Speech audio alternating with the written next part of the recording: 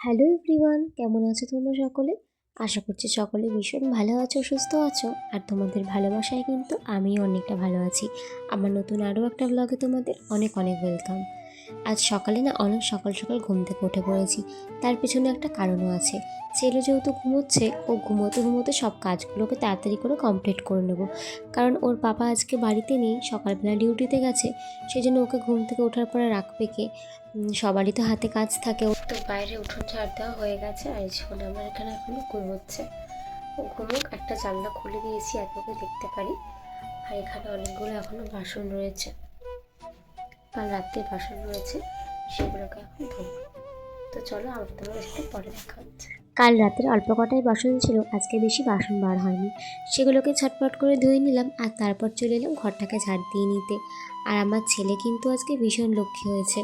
আমার সব কাজ বাজ কমপ্লিট হয়ে যাওয়ার পরও ঘুম থেকে উঠেছে। এরপর গ্যাসটাকেও মুছে নিচ্ছিলাম, কাল রাতে তো রান্না হয়েছিল। আর আমাদের এসব কাজ কিন্তু রাত্রেবেলা হয় না, আমরা সব সকালবেলায় কমপ্লিট করি। সেই জন্য এখানে গ্যাসটাকে মুছে নিয়ে ঘরে চলে গেলাম। এখন কিন্তু ঘরটাকেও মুছে নিচ্ছি। আমি একটু ঝটপট করে কাজ করছিলাম, কখন ঘুম থেকে উঠে পড়ে, একবার উঠেও পড়েছিল, কিন্তু আবার নিজে নিজে ঘুমিয়ে গেছে। এরপর আমিও ফ্রেশ হয়ে নিলাম, আর দেখো কপালের মধ্যে কত বড় বড় দুটো ব্রণ বেরিয়েছে। আজকে তাড়াতাড়ি ঘুম থেকে উঠেছি বলে সব কাজ একেবারে কমপ্লিট করে নিয়েছি। আর আমার পাপা দেখো এখনও ঘুমোচ্ছে।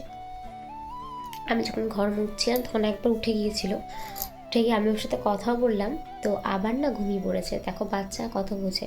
আজকে ওর পাপা বাড়িতে নেই, তো ওর পাপা বাড়ি না থাকলে ওকে রাখতে একটু অসুবিধা হয়। সকালের টাইমটাতে কাজ থাকে কিছু, সেগুলোকে কমপ্লিট না করলে পরে আর করতে সময় হয় না। সারাদিন তো ওর পিছনে আমার চলে যায়। আর আজকে ওর পাপা বাড়িতে নেই, মর্নিং শিফটে ডিউটি গেছে। আর দেখো ও এখনও ঘুমোচ্ছে। ও কিন্তু এত বেলা অব্দি ঘুমোয় না, একবার উঠে গিয়েও আবার ঘুমিয়ে পড়লো। দেখো ও বুঝেছে আজকে মাম্মামকে কাজ করতে দিতে হবে। তো আমি একটু ফ্রি টাইমে বসে একটু মোবাইল স্ক্রল করছিলাম, সেরকমভাবে তো দেখার টাইম পাই না।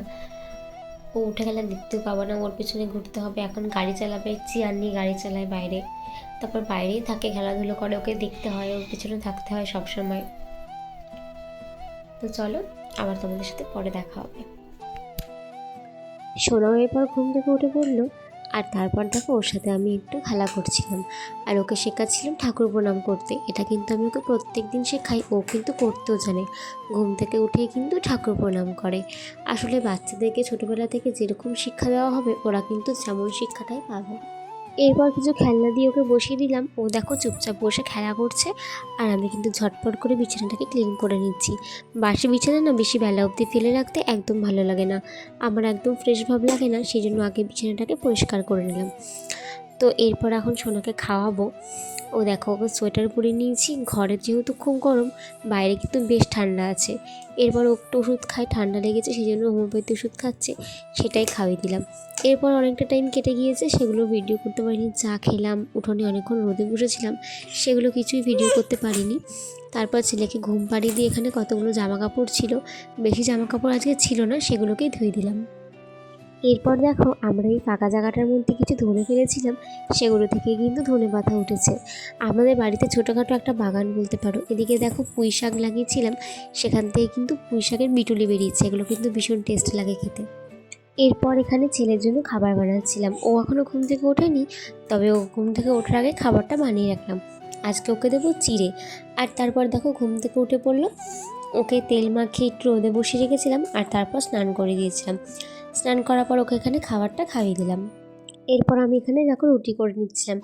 আসলে আজ তো অমাবস্যা, আর অমাবস্যার দিন আমার শাশুড়ি ভাতের কোনো জিনিস খায় না, তো সেই জন্য রুটি খায়, সেই জন্য আমি রুটি করে দিচ্ছি। আর মা তো আমাদের জন্য আলাদা করে রান্না করেই দিয়েছিল, সেই জন্য আমি এখানে রুটি আর তরকারিটা বানিয়ে দিলাম। আর আমাদের জন্য রান্না করেছিল পুঁই শাক আলু দিয়ে একটা চচ্চড়ি, আর করেছিল ডিমের ঝাল। এরপর দেখো সন্ধ্যের সময় আমি এখানে সন্ধ্যেবাতি দিয়ে নিচ্ছিলাম। দেখো কত সুন্দর লাগছে, আমাদের তুলসী মন্দিরটা ভীষণ সুন্দর। তারপর এদিকে সন্ধ্যের সময় তো আমার ছেলেরও খিদে পেয়ে গিয়েছিল। হোমমেড সেরেলাক বানিয়ে রাখি আমি বাড়িতে ওর জন্য, তো সেটাই আজকে সন্ধ্যাবেলা ওকে খাইয়ে দিলাম। ছেলেকে খাওয়ানোর পর দেখো আমি এখানে একটু চা করতে এসেছিলাম।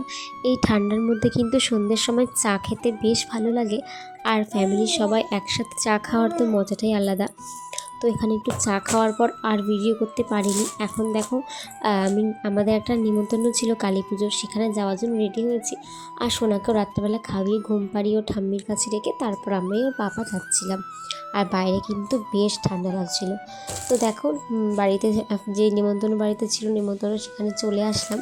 আমি না বেশিক্ষণ ওখানে থাকিনি, কারণ ছেলেকে যেহেতু রেখে গিয়েছি, ওখানে কিছুক্ষণ দাঁড়িয়ে ঠাকুর প্রণাম করে কিন্তু আমরা প্রসাদ খেয়ে বাড়ি চলে এসেছিলাম। আর আজকের ভিডিওটা এইটুকুই। ভিডিওটা কেমন লাগলো কমেন্ট করে জানিও। ভালো থেকো সবাই, টাটা।